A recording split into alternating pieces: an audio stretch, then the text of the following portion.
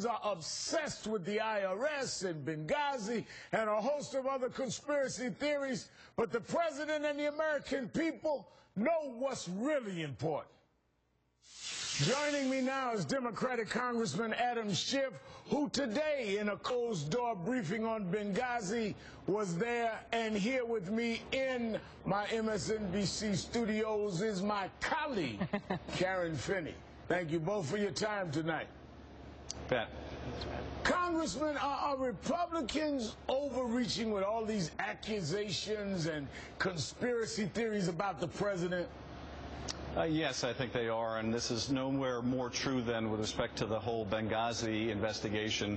We heard testimony yet again from the intelligence community today that there was no political spin, no bias, no effort to protect Hillary Clinton or Barack Obama, that the talking points were written by the intelligence community. There were revisions made under the supervising capability of the CIA and other intelligence agencies for legitimate, non-political reasons.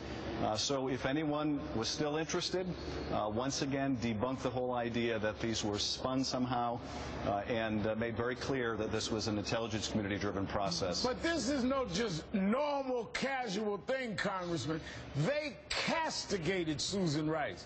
They raked her over the coals, yet they will still not apologize when no one, absolutely no one, has linked any of this to the White House or to Susan Rice. In fact, let me show you some of the what the Republicans say when they're questioning whether they would apologize to Susan Rice. McCain, no, of course not. Graham, she should be apologizing. I mean, this is insane.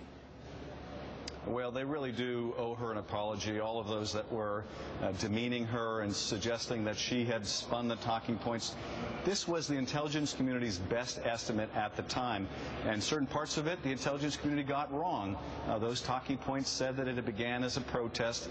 It didn't begin as a protest, but at the time they thought it had, and they had intelligence and other open source materials that led them to that erroneous conclusion. But Susan Rice relied on what the intelligence community said was their best estimate, and how can you fault her for that?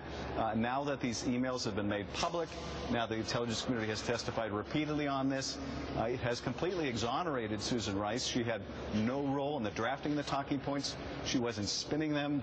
She was accurately conveying what was contained within those talking points created by the intelligence community.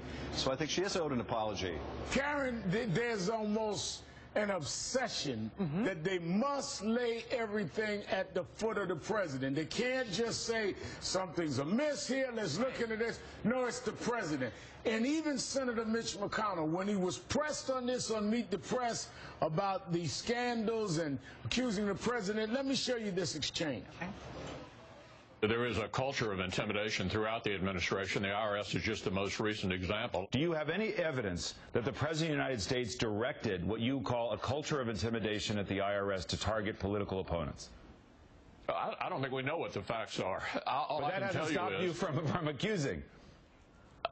You know, it's so offensive because clearly what they're trying to do is link all of this together and by innuendo make it seem as though they're, this culture of intimidation, they're trying to even steal culture of corruption. I would remind you that in 2005, 2006, because I was at the DNC at the time, I know this, we talked about a culture of corruption, but we were talking about Tom DeLay and his pay-to-play system, which got in the way of doing the people's business. We were talking about a White House that outed a CIA operative in a time of war. Why? For their own politics. So when we were talking about a culture of corruption, there really were links to the White House. There really were crimes being committed. Here, it's like they're just trying to throw as much innuendo. They keep saying, well, when you ask them, well, okay, what's the evidence? As David just did, they can say is, well, that's why we have to keep investigating. And yet, everything we find out continues to, particularly in the Benghazi. But it's even a step beyond that, because, Congressman, you not only have accusations that have been made from one party to another where we talked about things that ended up being the case, you don't even have accusers here. I'm not talking about where a guy makes an accusation against the White House or the president or Susan Rice or whomever, and it ends up not being true. We don't have anyone going before the Congress or the public saying this is what the White House did. This is all made up. Oh, that's exactly right, and I think that's why it was such a paralyzing moment when David Gregory asked that question. They don't have any evidence, and they don't have anyone who's even come forward to say, oh, yes, the White House instructed that we do this, or we felt pressured to do that. Even what we've gathered so far from the IRS isn't suggesting any kind of direction from the White House or any culture of intimidation, which just seems ludicrous. But it doesn't matter anymore. This is, here on the Hill, it's become such an antipathy towards the president that they're willing to level any accusation, no matter how little or no proof whatsoever. It's just now part of this institution, which is tragic because the American people, they want us working on jobs. They want us working on immigration reform. They want us working on responsible gun safety bills, and instead all they're getting is this baseless accusation against the White House. And it is driving the hysterics again on the Tea Party side. Yeah. I mean, look at the rallies yesterday the Tea Party had. Look at some of the signs they had. Said IRSS with a Nazi-style double S. Yeah. Another sign about Obamacare showed a figure pointing a gun at the head of a person in a wheelchair.